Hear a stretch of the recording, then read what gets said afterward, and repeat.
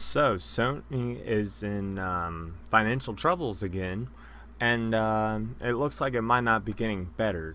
Could Sony be in a lot of trouble right now, especially with Microsoft's price point on the Xbox One going through the floor? Let's find out on Corteg PC.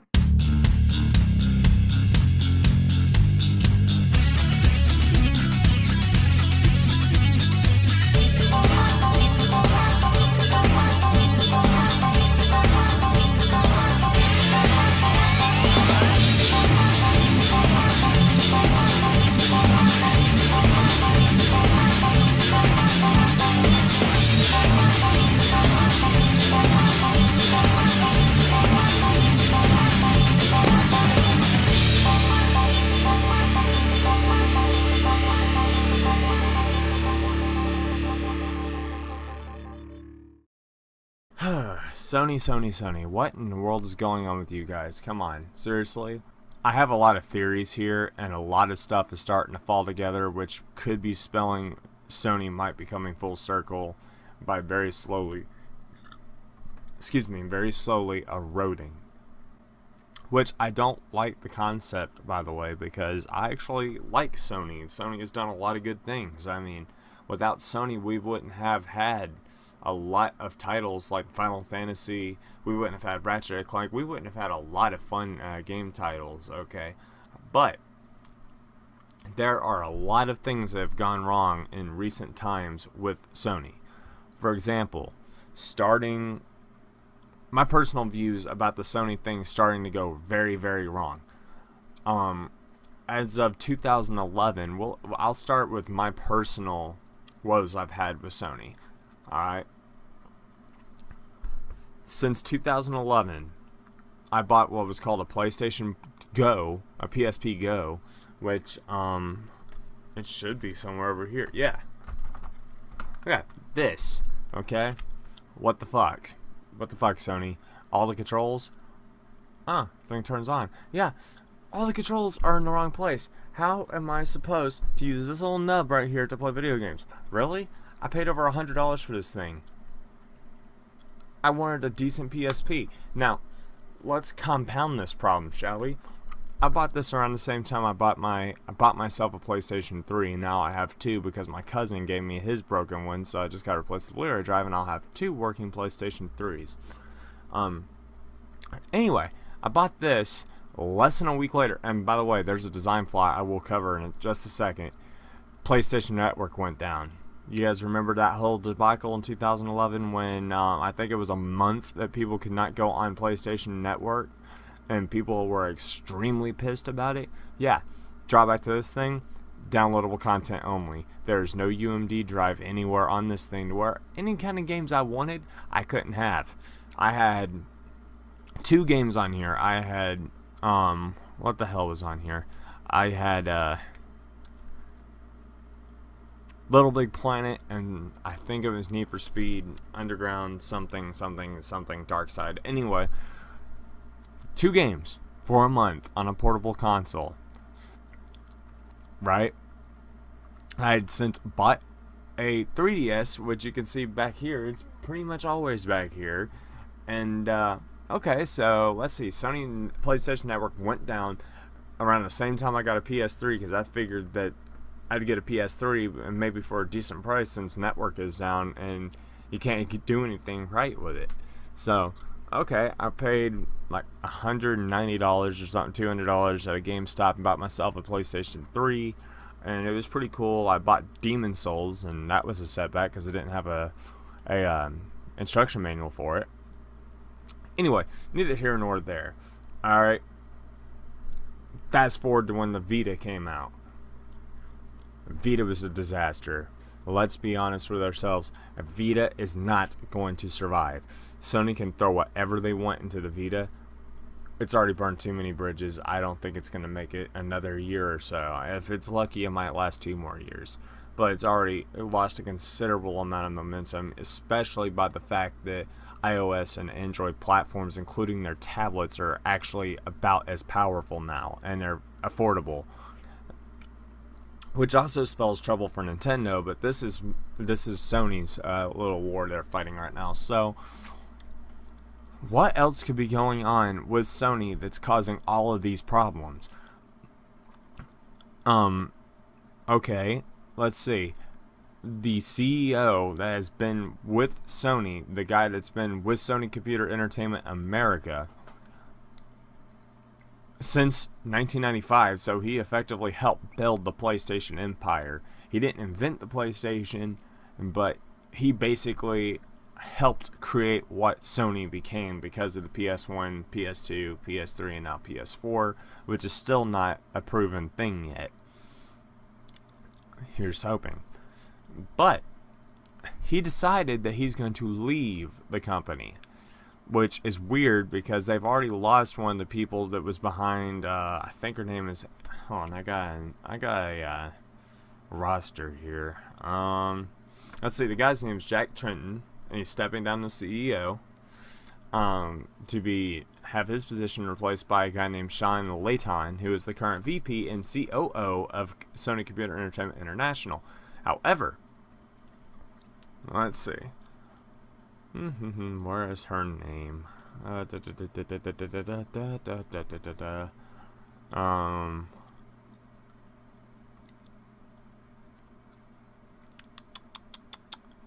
the hell is her name? I know her name is Amy something. Anyway, this Amy something was one of the creative minds behind the PlayStation exclusive Uncharted series, which was one of the biggest components of Sony PlayStation 3, as it was an exclusive, and exclusives is what keeps game consoles competitive, because if Halo became available on Sony, Xbox would probably die. If Gears of War went to Sony or Nintendo, which is a joke if you think of it that way, but if it went to Sony or Microsoft, or if Sega decides to come out of nowhere with another console, Microsoft would be screwed. However, I think one of the big things that might be going wrong with Sony right now is the fact that they put so much faith. Oh my God, they wanted EA to make Titanfall an exclusive to PlayStation. They did not want Microsoft to have it. They did not want PC to have it. They wanted it for themselves.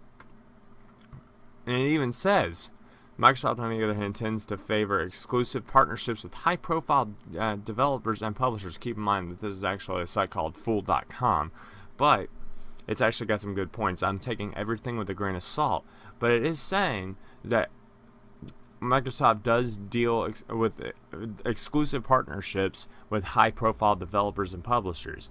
Now, that makes sense because Bungie, who created the original Halo games, Halo is one of the most successful game series of all time, even with a few of the screw-ups, as in Halo Wars, which sucked.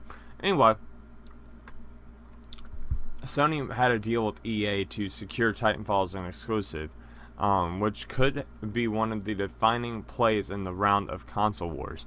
It would have actually done something for Gen 8, at least in the beginning. Let's see, and it goes on to say the downside of this approach is that the contracted parties often wind up wanting out from under Microsoft's wing as they hope to get greater freedom and endear their wares to wider audiences, which basically translates to these other companies want to not alienate themselves, but they want to branch out from Microsoft, because Microsoft tends to be more focused on one thing at a time, where what made Sony so successful in the past 3 gaming generations was the fact that they had a whole veritable plethora of third-party content. They had, I've got a drawer right here full of third-party titles. Companies you've never even heard of, which makes sense. Back in the day, starting in the early 2000s, there was games only available on PC and PlayStation 1, 2, or whatever. Not on Nintendo, not on GameCube, not 64, not on Xbox, which is weird because Microsoft owns Windows and Xbox. But more importantly, let's see. Oh, there we go. Her name is Amy Hennig. There we go. She's one of the chief minds behind the Uncharted series. let's see. And it goes on again to say, outside of the Japanese side of the software development, rather, outside of the games in the Gran Turismo series, which is their premier racing series, which is awesome in most cases, Sony Japan's output in the last console cycle was horrible. The Last Guardian was an ambitious and ongoing SCE Japan project, which has been in development for approximately 7 years. And it was last shown publicly in 2010. Don't you think it's kind of... What that spells out spells Duke Nukem Forever. Almost. You know, the game was stuck in development hell for like 12 years before it came out, which was the best part of the game was the Mary-Kate and Ashley knockoff blowjob scene. Yeah, that's pretty much the best. Now...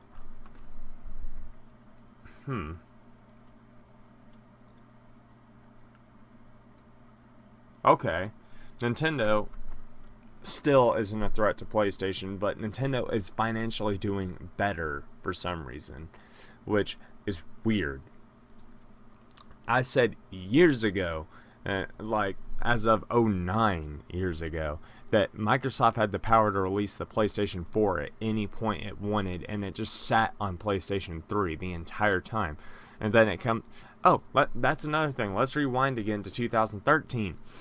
What the fuck is with that PlayStation Super Slim? Why does it look like a freaking old school credit card machine? This? Really? Am I slicing meat? Am I slicing a salami or something? What?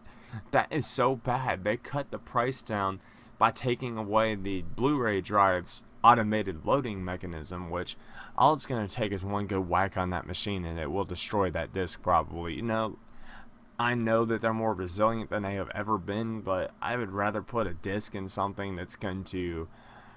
If it screws it up, I can actually ask Sony for a refund or something instead of them saying, oh, you put it in too hard or something. That's one of those things. Okay, so other variables that could be in play to describe the situation that Sony finds themselves in currently.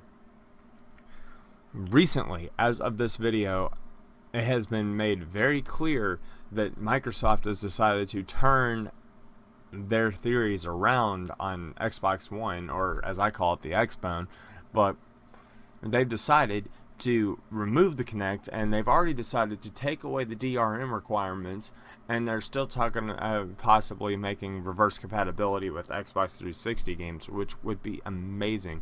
But the other thing that's actually spelling a lot of trouble in short term and long term is that Microsoft has finally gotten rid of that Xbox Gold thing, where it stops you from being able to use Netflix and whatever else kind of features that it has, since I haven't used an Xbox 360 and I can't remember the last time I touched my Xbox or my PlayStation, by the way. But they've decided to take away the premium there you have to pay for Xbox Live Gold to use these features that you're already paying for, which basically means they're getting closer and closer to a PlayStation Plus type of format, which basically spells out that Microsoft is creeping up. Now, looking at some stock information, which actually starts to kind of coincide with the news that Microsoft is doing this, we'll go ahead and read off the big three. We'll read off Sony's, Microsoft's, and Nintendo's stock information as of 5 o'clock, or as of 3:59 or 4 o'clock, whichever one you want, Eastern Standard Time of the 13th of May 2014. Starting off with the little guy. Nintendo, their stock is currently at $13.44. As of the time of this recording, it had gone up by a 0.27 value, or roughly 2.01% since the previous fiscal day, which would make it, I can't remember, I think it's Monday. Anyway, let's go over to PlayStation. PlayStation is on an uptrend of 0.19. Its stock value is at $17.64 a share.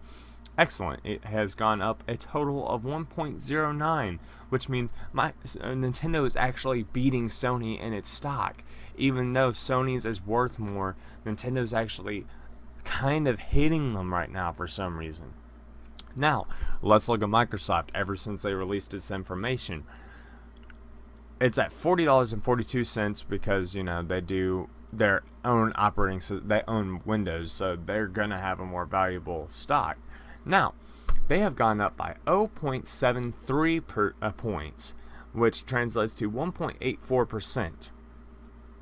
Both Sony and Microsoft's stock has gone up more than Sony's in the last fiscal day, as of time of this recording, which doesn't sound like much, but when you're talking an 8 all the way up to upwards of a 50 plus point increase in Microsoft's favor, that means that someone's confidence in Sony is dropping.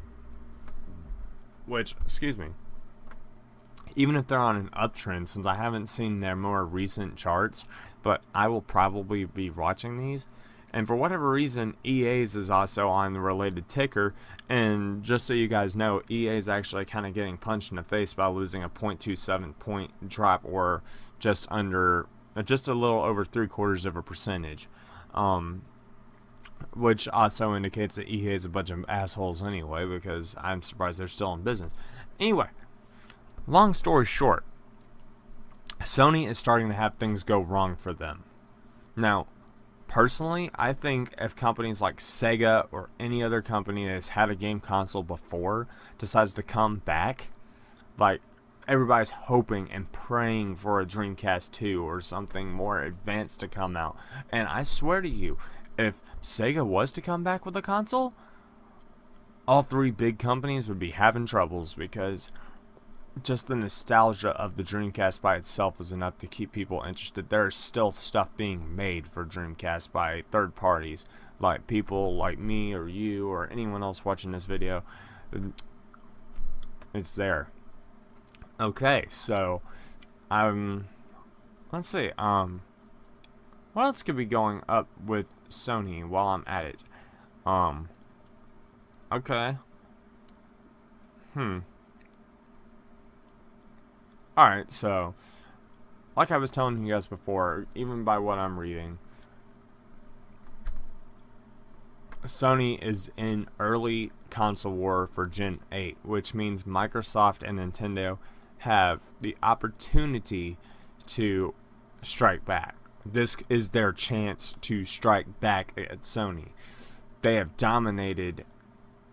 Sony has dominated for 2 generations now. Even with the PlayStation 1, they still had a run for their money from Nintendo and Sega. They still had to deal with the Xbox. They may have endured and survived and thrived, but PS2 is what saved Sony in the console war. Then they had PlayStation 3, where they were confident because they had already dominated for a whole generation before that. Utterly. Like, no questions asked. They dominated Gen 5, 6, and 7. Now, Microsoft has learned in the last 2 systems, and Nintendo is coming back at the Wii U, and the Wii U might be doing very poorly, but they're talking about spreading out their IPs to third parties such as tablet makers, iOS. If they decide to spread out from their home consoles over to platforms such as the Android tablets or the iPad or anything like that, Sony could be in a lot of trouble. So, yeah, guys, with that said, I'm going to go ahead and say thank you for checking out Cortec PC's channel. And I'm Cody, as always, and I want to hear your guys' thoughts and feelings about how Sony is doing, and let's make a discussion about it. I mean, I wish that we still had video responses, because I would love to hear from you guys. And yeah, so as always, be sure to rate, like, favorite, comment, subscribe, and if you could, do share, and also disable ad block, for obvious reasons, for YouTube, because it helps me out and it lets me get information out to you guys. So yeah, this is gonna be it for news for today, and be sure to check out videos coming up pretty soon. I've got my Dark Souls and my other Let's Plays and stuff in the works, and rendering and all that kind of stuff. It's gonna take me a minute because DSL sucks. Anyway, guys, this is Cody of Corte PC signing off. You guys have a good one.